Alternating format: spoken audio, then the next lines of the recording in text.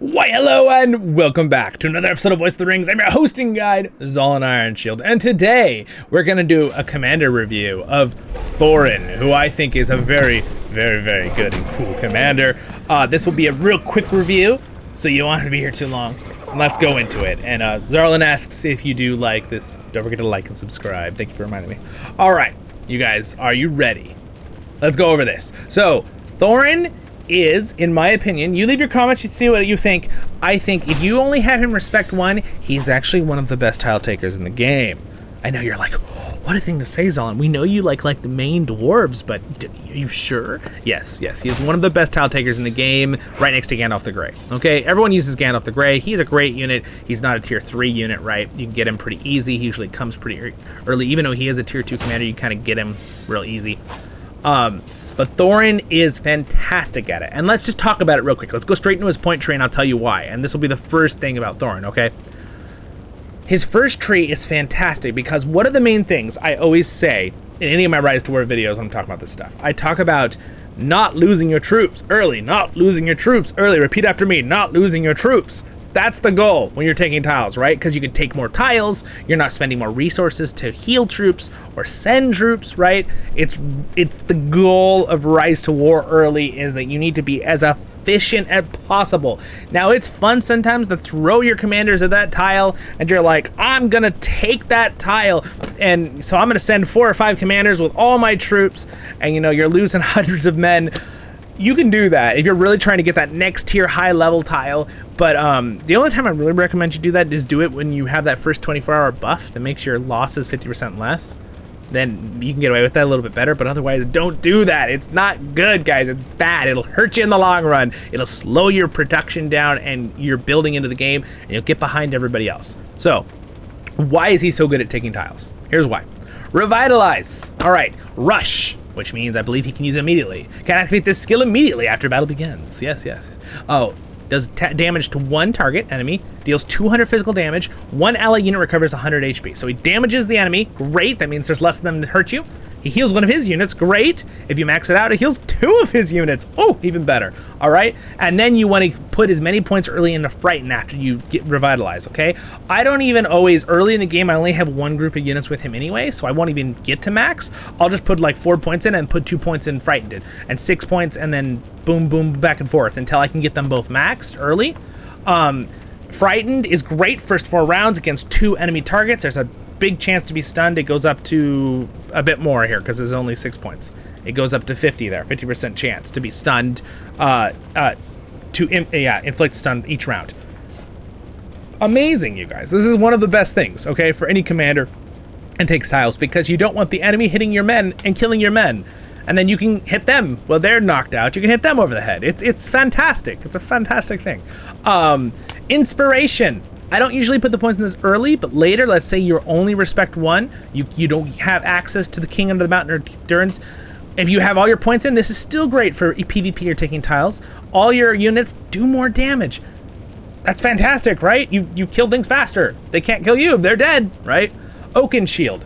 Now, if you're using these points, I would highly recommend you drop 2 points in Oakenshield to get 1 point in Topple. The reason being is Topple against 1 target deals physical damage and has a 50% chance to stun at the first rank. It doesn't go up from 50%, but it does increase damage, how much damage Thorin does.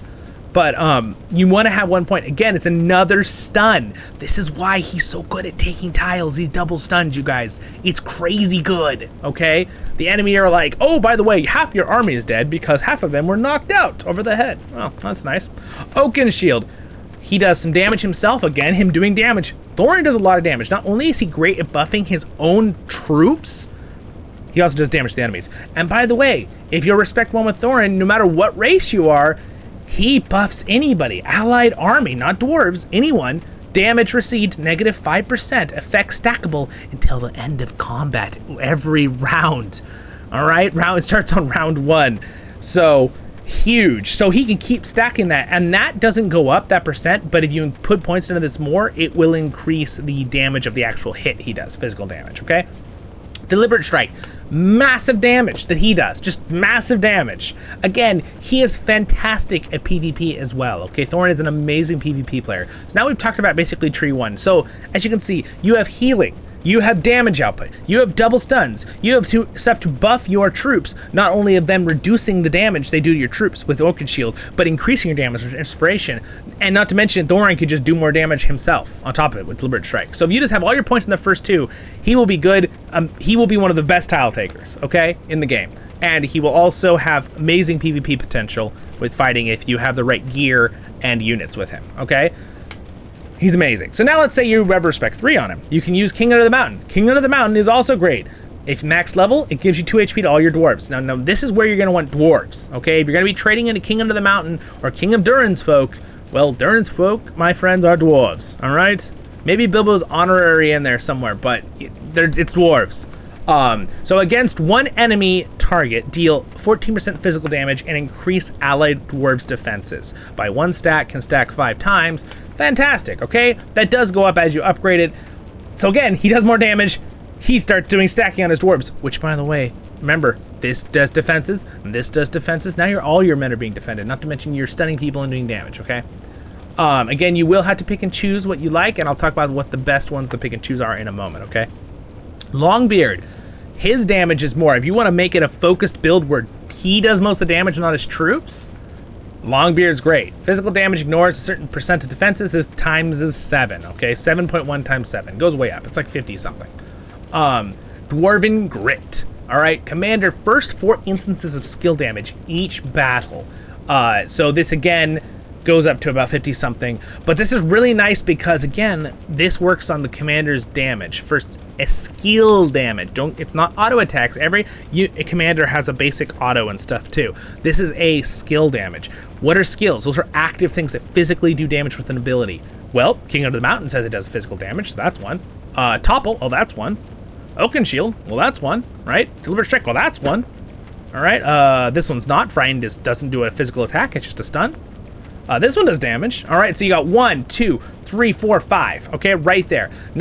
So this will trigger the first 4. So you do want to think about what ones do you want to be using, because it's only going to work on the first 4. So you need to look at what round they're used on, right? So this is round 1. So that means these two will get the first, and they'll get the first buffs from that. And then this will trigger on round 2, so that will get a buff from it, and this one. So you're gonna get boom, boom, boom, boom, boom. Those 4 are all gonna get 1 use of Grit. Now, if you weren't using Deliberate Strike or you weren't using Topple, let's say you don't wanna use Topple, you just wanna make as much damage as possible. Since Topple doesn't really add a whole lot with points, you could have a bunch of points in Oakenshield and this one, Deliberate Strike, and then you're gonna get 1, 2, 3, and you're gonna get a 4th ability off, which will probably be, again, this one on the next round, King Under the Mountain, okay? It's up to you how you want to do that. So now let's say you respect 5, all right? King of Durin's Folk. Again, it's another dwarf buff. Allied dwarves, damage received.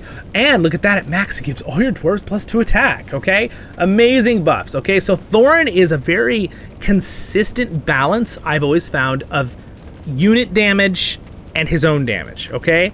Both are rather high. So he is a tier 3 commander, so he should be good, but they're both rather high, okay? Well prepared, this one I don't usually use very much, but if you're focusing on not his damage and you're focusing on just upgrading your dwarven troops, your melee units, let's say you're using depth defenders, right, which are a dwarf unit you can find in a special camp, right? They have reflection ability that could work good with this, okay? So they can deal some damage back. Cool. And parry, army, damage from melee units. So your whole army takes less damage from the enemy melee units. You could use that too. Again, things to buff, things to defend. Really, really good, okay? All around, a really well-rounded commander. He can defend his people, he can stun the enemies, he can do damage to the enemies, he can buff the defenses and damage of his own troops. He's a really well-rounded commander. Now you can just drop some items on him that are good, okay? Let's talk about his special item. You get rank 10, you want to use Orc Crust. It's decent. It gives him might, right? He gets several things that's skilled with might, as we knew with abilities. And his army, his dwarves, again, get +2 attack. That really is going to go up fast. And then Slayer of Orcs. Thorin does 15% more damage against Orcs and Uruk-hai units. Allied units damage received less from Orcs. Not Uruk-hai, surprisingly. Just Orcs, which is a funny difference there. That they didn't make Uruk-hai. So unfortunately, not a super great counter item if you were fighting a Witch King using Alchemists who are Uruk-hai, because they would still blow your guys up. Even though Thorin would do more damage to them, right? it's a good weapon, but it is tier 3 and the gold stuff's really expensive. So unless you're gonna make him one of your main commanders for the next 10 seasons and you're more of a free-to-play player who doesn't spend a lot of money on the game, I don't think I'd recommend you getting this one, okay? I personally love Gimli's weapon. It's one of the best weapons in the game with pursuit on it and damage increases. So that's what I would aim for if I were you. If you're gonna use a damaging dwarf commander, or maybe Dane with a nice, you know, a nice axe like this one. Axe of Cause of Doom with cleave on it. Super good on Dane. But this is my whale character. This is ballin'. I love this axe. It's amazing. So back to Thorin, because this is a Thorin video. Again, items that are good on Thorin, okay? He wants to have, again, if we look through his abilities, he likes anything, he does a lot of physical damage. So physical damage, pretty much everything is physical damage that he deals, okay?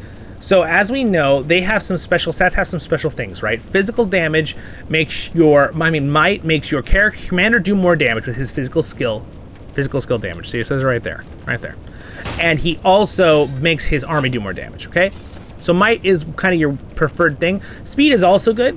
Makes your march speed and how fast you battle faster, right? Affects the commander's turn order in battle, makes the commander faster too.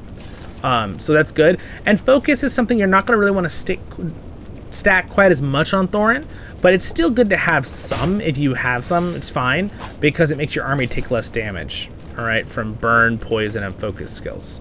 Also reduces the damage altogether by the commander's army during battle. It's really good in that area. So again, Cleave, again, this cleave item could be amazing on Thorin just as much as anyone else. Cleave, because he does normal attacks have a 50% chance of dealing additional physical damage. But again, remember, that's normal attacks, not abilities. So a lot of those things were abilities, right? The reason why it's good on Dane is because he has some physical regular increases. So since I use my Thorin as a tile taker mostly, I gave him some really good purple items. I just gave him allied melee units damage increased, and he gets a bunch of might. Battle Axe, great item. The Dwarven Battle Hammer. Again, I like using this one just because a lot of times, right now I'm not actually a dwarf faction, I'm Rohan. So a lot of units he's using are not dwarf units yet. So I'm just using his first part of the tree, right? That doesn't need to be dwarves, and I'm using this item, right? That's, keep you a little thought there. I like to use this item early, Scout's Mail, on a lot of Tile Taker commanders. I love the ability to be able to dodge. 3 allies have 40% chance to dodge first instance of damage.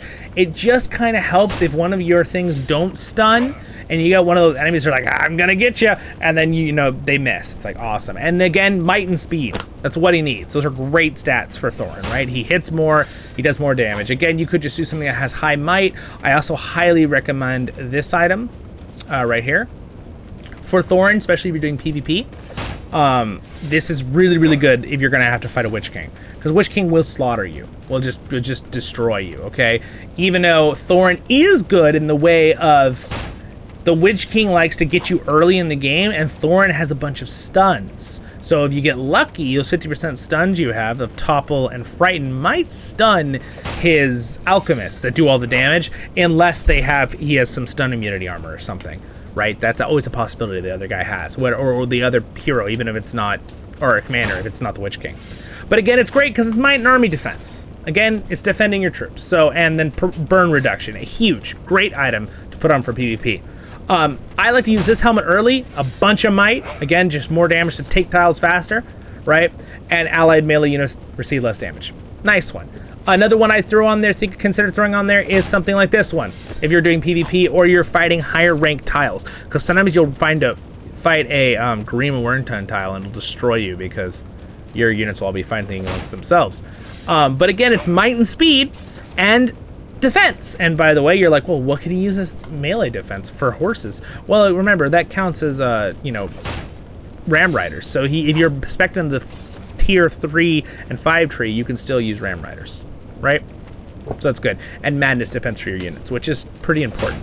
Especially when you'll find that if you are doing a more balanced build where he does damage, but you're buffing your troops, right? With Oakenshield and King Under the Mountain, you will find that it is good to have some kind of defense. Otherwise, you lose a lot of damage if your units are fighting amongst themselves. Something like this is great for him too. Again, HP for his dwarves, more defense, more might for him, and all his melee units recover HP each round. Right? Whatever you want to do. You could do something different too. But this is a really good item. I love Erebor's Pride. It's a good one. So that's kind of a broad covering of Thorin. We might do some more in-depth, detailed videos in the future, me and Jethros. So I just wanted to get this one out here real quick because I think this is really important because Thorin is a very good commander, and I think you guys, if you have him, you should probably be using him because I think he's in the top 10 of commanders. At least in the top, like the gold, like the tier 3 commanders. I think he's really, really good commander. He's very well rounded. He's very good at tile taking. He's really good at PvP. He's just a really good commander at all, and also he has a nice beard. You know, that's always a big one. Beards are good. Dwarves having beards is a good thing, you guys. All right, my friends, you have a great day in Middle Earth. And again, Zollin asks, don't forget to like and subscribe. Subscribe buttons gonna be right there. Thanks to Skumley for being Royal Guard and my Patrons. If you guys want, I do have a Discord you can join down there. If you're not a patron, you don't get full access, but you still get access. And we have a little kinship chat, and you can join our kinship. I just ask you you're subscribed at least if you're gonna join the Discord. And next episode will be right up there for RiseToWar and Elotra Tales over there. You guys have a great day in Middle Earth. Stay happy out there, my friends, and have a blessed day. Baruch Hazard Kuzar, I menu. Thanks for watching. See you guys in the next episode of Voice of the Rings.